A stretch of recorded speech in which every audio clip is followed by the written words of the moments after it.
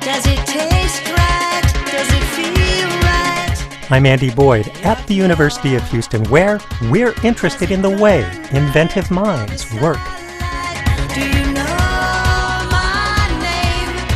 Do you even care?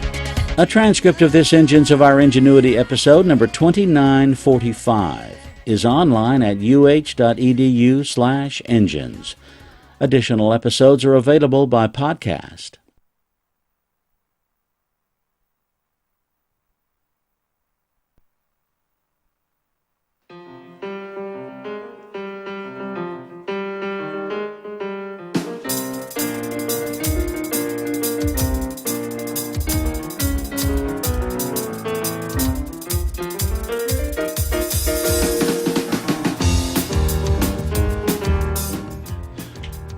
Minutes past 8 o'clock. It is Thursday morning, the 19th day of October, 2023. Good morning, everyone.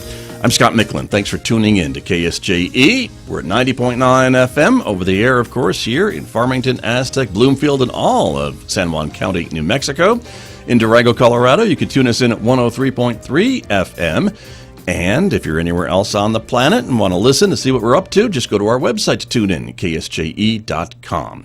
Welcome also to our viewers, because as you know, this is a community-supported visual radio station, so the video is streaming out live to the KSJE Facebook page and also to our YouTube channel. So we're glad that you are all with us this morning. Coming up in the next few moments, my conversation with San Juan County about a new initiative to get input from the public about the Crisis Triage Center. We'll talk more about that and what that means and how you can tell the county what you think about that idea coming up in the next few moments right here on KSJE this morning. Then, of course, Mick Hess will take us roving with the arts. It is our weekday classical music program beginning at 9:06 after the news next hour. At 9:30 today, it's our Native Art Voices of the Four Corners program with Vanaya Yazi. She's talking with a local Native artist. You'll hear that interview today at 9:30 right here on KSJE. Don't forget, you can also connect with us on our accounts on X, formerly known as Twitter, or our Instagram page as well. And if you're a podcast person, we invite you to subscribe to KSJE Podcasts. They're available wherever you're probably already listening to podcasts. Places like iTunes and Spotify, iHeartRadio, Google Podcasts, Pandora, the list goes on and on. So subscribe for free and discover a new program that you may have missed recently. Outside our studios here at San Juan College, it's sunny, 45 degrees on this Thursday morning. We're expecting more sunshine today with a high of 74 in Farmington. Clear skies tonight with a low of 44 degrees. Tomorrow, sunshine and 75. Sunny and 77 on Saturday, 74 on Sunday. Partly sunny skies on Monday, and maybe a chance of a shower developing Monday night and on into Tuesday. And we'll keep an eye on that as we get a little bit closer. Back with my guests with more in just a moment right here on KSJE. KSJE is supported by San Juan Regional Medical Center. The most important ingredients to sustaining health and wellness are the resources and tools that help you live a vibrant and healthy life. At San Juan Regional Medical Center, the goal is to promote health by making sure those resources are available. Find the path to the best life at lifebetterhere.com. San Juan Regional Medical Center. Better is our mission, improving lives through personalized health and care. KSJE is supported by the Farmington Civic Center and the man-eating award-winning musical that has made millions of theatergoers laugh, scream, and give up gardening for good. Little Shop of Horrors, October 19th through the 29th. A Four Corners Musical Theater Company production. Shows run Thursday through Saturday at 7:30 p.m. and Sundays at 2 p.m. A taste of Broadway in the Four Corners. Find out more at fmtn.org/shows. I'm back with my guests in Studio A this morning, as I mentioned, from San Juan County to talk a little bit about this new Triage Crisis Center idea. Liza Gomez is back with us this morning. She is the county's Community Health and Social Services Director. Welcome back to KSJE. Good morning. Thank you for having me. You bet. Good to have you here. Also joining us in the studio this morning, the Deputy County Manager, Stephen Saavedra, is here. Mr. Saavedra, welcome back to you as well. Good morning, and thank you for having me as well. Good to have both of you here to talk about this idea, which Lisa was reminding me that we talked about on KSJE a few months ago on our Solutions from the Street program, kind of teasing maybe that this was in the works and the county was looking at this. And as Stephen Saavedra mentioned to me earlier, this all came from this kind of study about what we're lacking maybe here in San Juan County and what we could do, what the county could do to help residents and things along that line. That's kind of been the basis for this idea, correct? Really, it was identified as a gap in the That's the word I was looking for, was gap analysis. That's what it was. Thank you. Report, and I'll let Stephen also add some comments. And incidentally, there's several groups that were working on this idea. Law enforcement has said for a long time, we need some sort of a crisis center. The Mental Health and the Courts Committee that Judge Gurley heads up has identified that as one of their priorities. So we're all sort of coming together to work on the project. Right. So it's not just the county identified.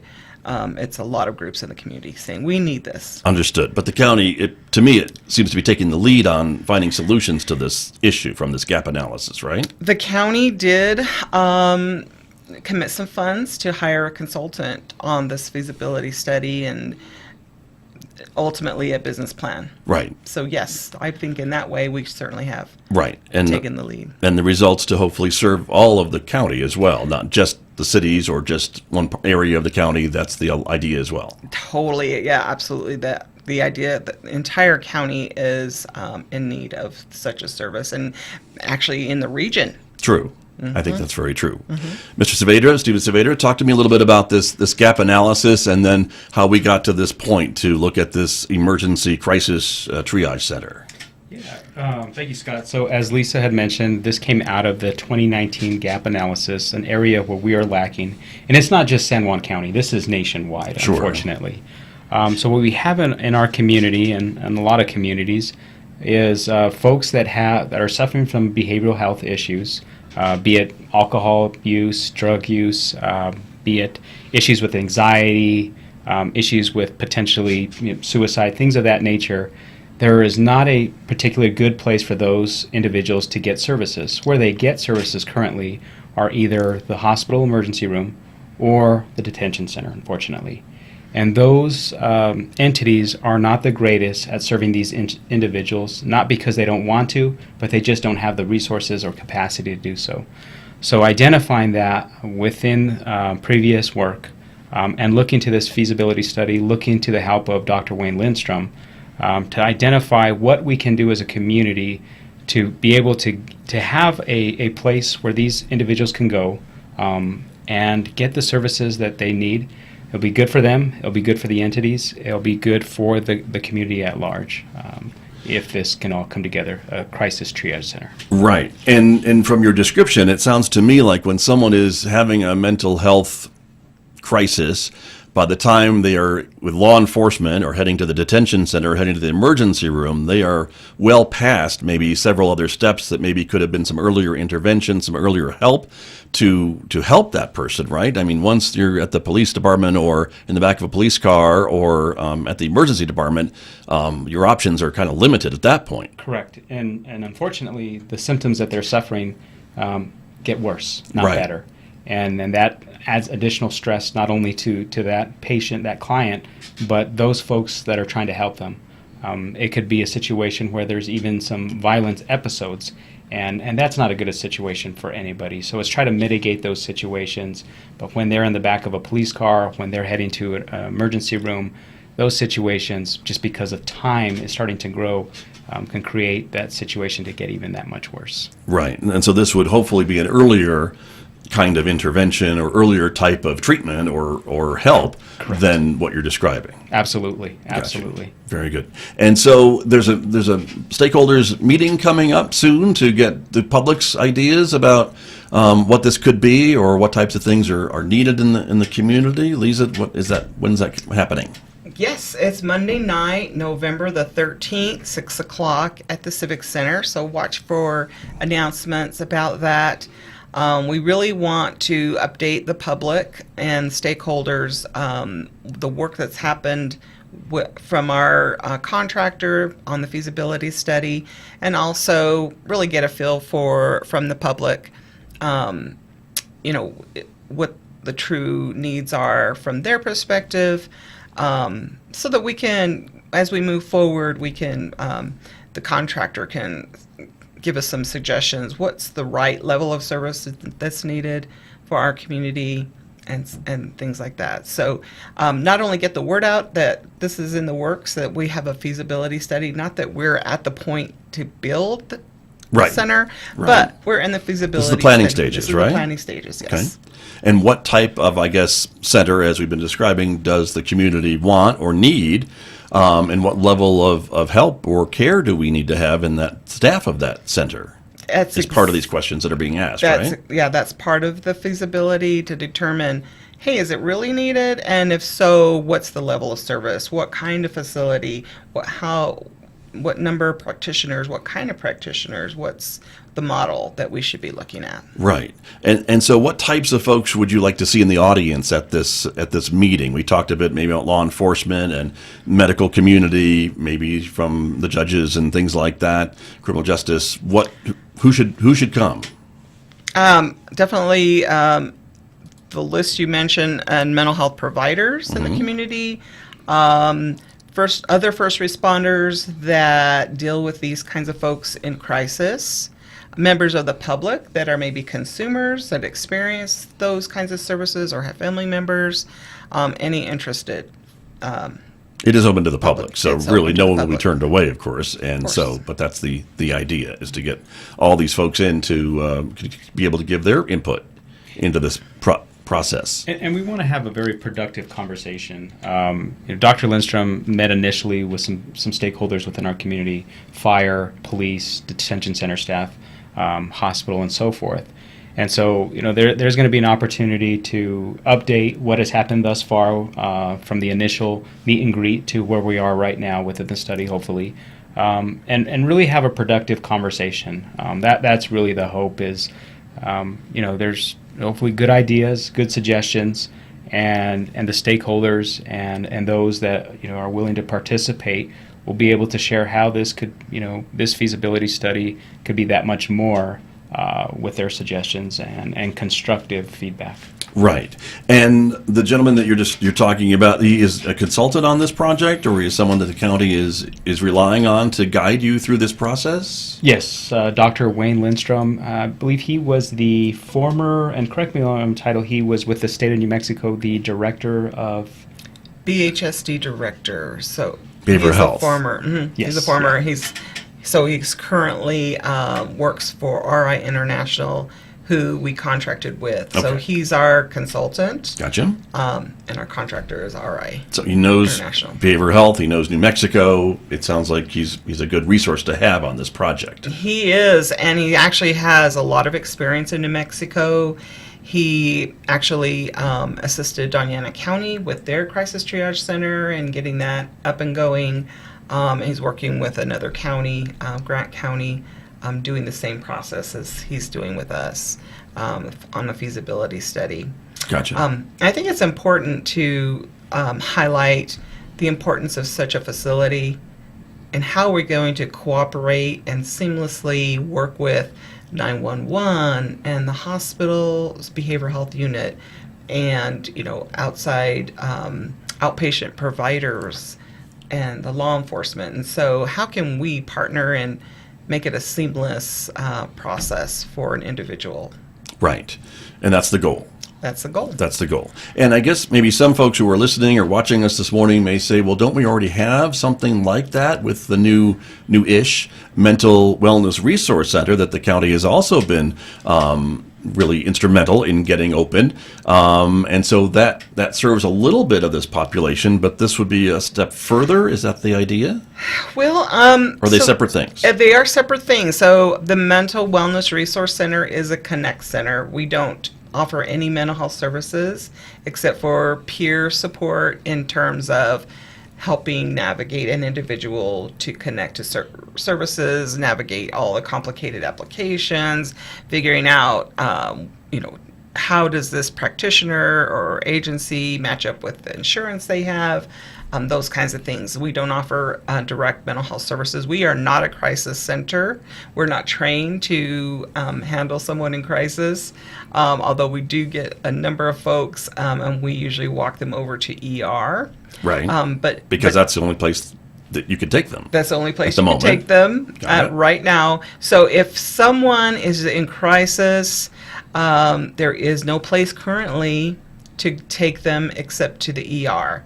If they've broken the law or have a lower level, some sort of illegal law enforcement encounter, they may go to the detention center. Right. And everyone believes and agrees it's not really the right place for a person in crisis. Gotcha. And so, no, the Crisis Triage Center is truly a triage place. Someone can go who's in crisis, can go talk to someone, get some comfort, and they'll be triaged by licensed practitioners and determined. In the building. In the right building. there. That's the difference. That's the change. difference. Mhm. And then maybe they do need to go to the ER. Maybe they need to go to the BHU. Behavioral health unit. Behavioral health unit at the hospital. So that they're going to be a really important partner in this process too. Of course. So, But that's the difference, and that's what I think folks maybe would be a little stuck on. I know I have been too, on the differences of between what we have now and what you're proposing with this new crisis triage center, which would actually have licensed professionals in the building to be able to help these folks when they walk in the door. That is the plan, and that's the gap that exists today. Got you. And of course, we're talking about the county, which is taking a lead on this with its community partners. And of course, there are already these agreements with a lot of these community partners with a lot of the things the county's already doing, I think, which is to the community's credit that these groups are willing to work with the county are willing to work with these groups, whether it's the hospital or other folks, to make some of these things happen. Truly, it's seems like folks are saying across the state it's sort of unique in our community how we do cooperate and partner. So currently, City of Farmington and the county and the hospital and PMS partner on the TOTA campus services. And so there's a sobering center, there's an expansion shelter, an overnight shelter. Someone can just go in if they need emergency shelter for the night. And just robust behavioral health services on that campus. And so it's supported by the community in a big way. Not only if someone's on Medicaid, then PMS can bill Medicaid, but Medicaid doesn't pay all the bills. So Right. There is a need for supplemental funding. So this cooperative intergovernmental agreement supports people in the community in that way. So we're hoping, as we move forward, that these same entities or additional entities would want to partner similarly. Right. And Stephen Saavedra, let me ask you the money question, I guess, too, right? Because this comes down to this treatment, this facility isn't necessarily cheap, but also maybe not as expensive as having folks go to the ER all the time or the detention center. So there maybe is a cost savings there. But the county has a source of funds or maybe some grant opportunities to try to make this financially possible? Yeah, very good question. And to your point, yes, part of this study, part of this facility would to try to protect county public fund resources. As you had mentioned, going to the detention center hospital is not a good use of public funds. This study is the first step in this process so that we could identify what exactly we need in terms of a facility, how many chairs, for example, what the space layout would be. And then hopefully that would enable us to go to the legislative body or other grant opportunities out there so that we could have something that's shovel ready and identify this is exactly what we need.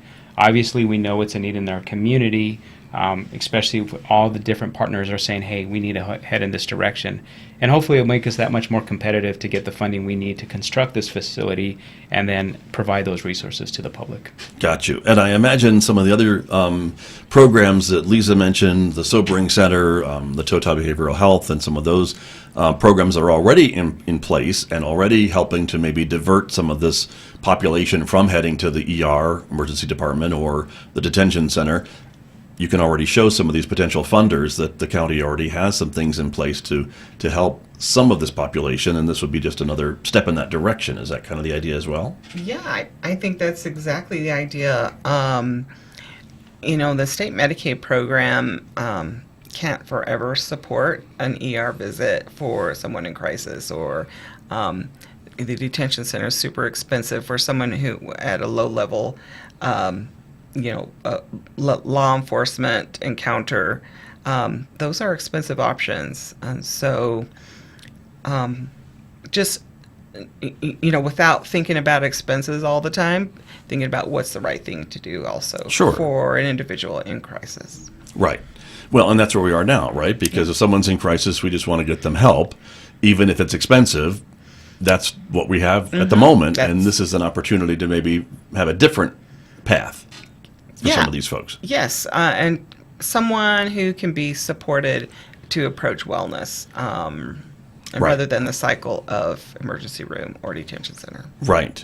And the whole idea of mental health and mental wellness is something that we are talking more about, which I'm encouraged by, but it's still something that's not maybe talked about a lot, or maybe as much as it should be. And I think that's another important part of this conversation, is maybe there's a lot of folks in our community walking around and managing as best they can, but maybe they could use some help, or maybe it's just one more thing that's going to maybe tip them into a crisis situation. And so it's nice to be able to have a resource if and when that happens. Right. So you see someone on the street, talking to the air, or just seemingly acting differently, what's the natural reaction is either call 911 or ignore that person. But I have seen over the few years, seeing a destigmatization of mental health and saying, okay, let's get them some help. It's not a shunning or shaming. It is medical, every bit is a treatable as a medical condition. Right.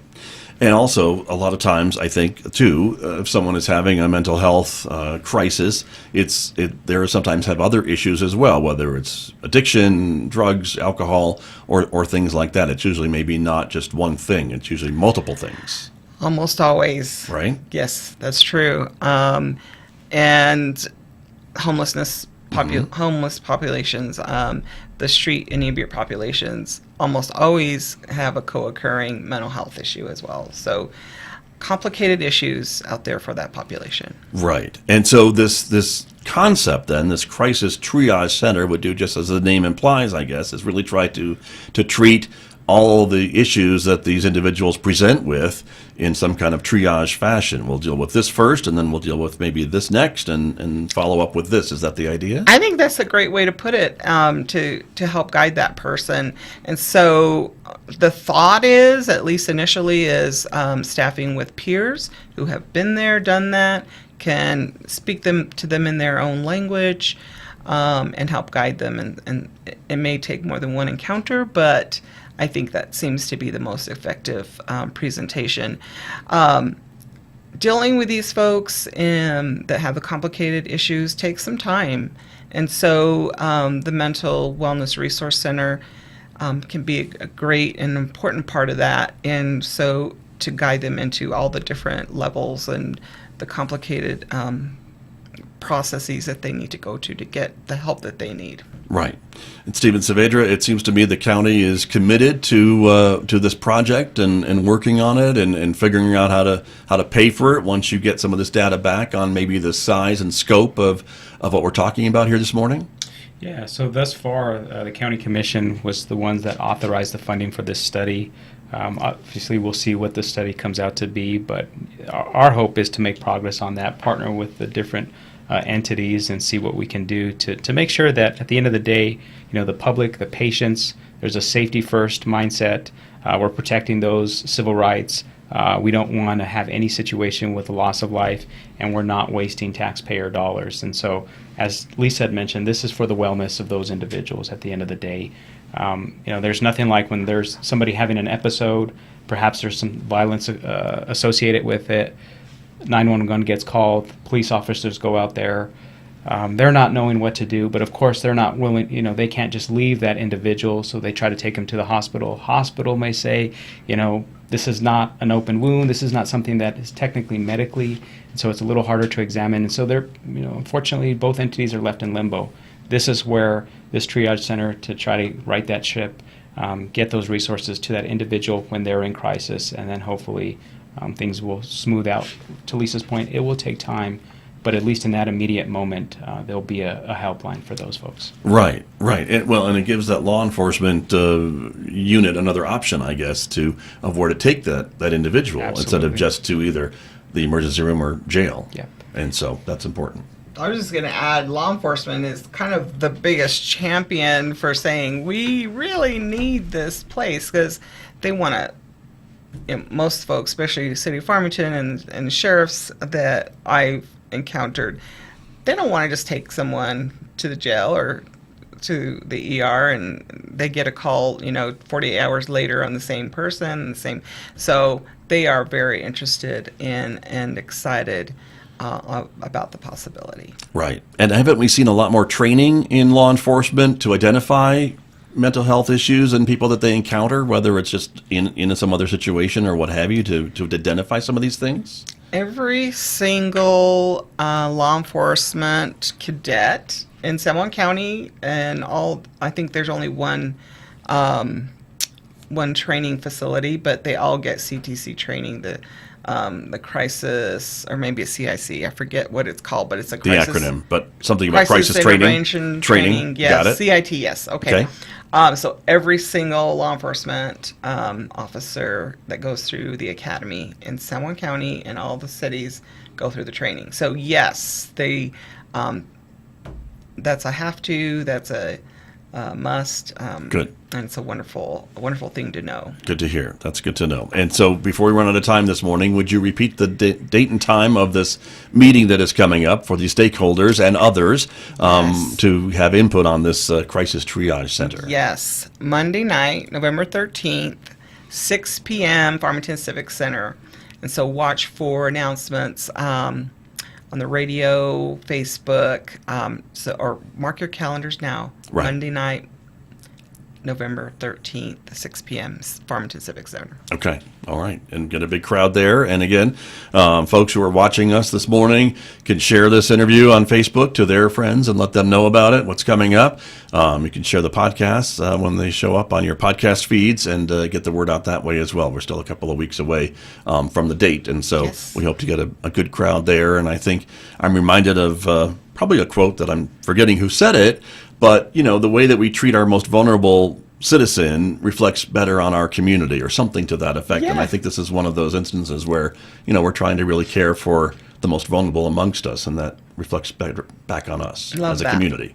Yes. So thank you both for being here this morning. I appreciate it very much, and for the work that and the lead that San Juan County has taken to help this population. Thank you both. Thank you, Scott. You're very welcome. My guest this morning from San Juan County with me here on KSJE.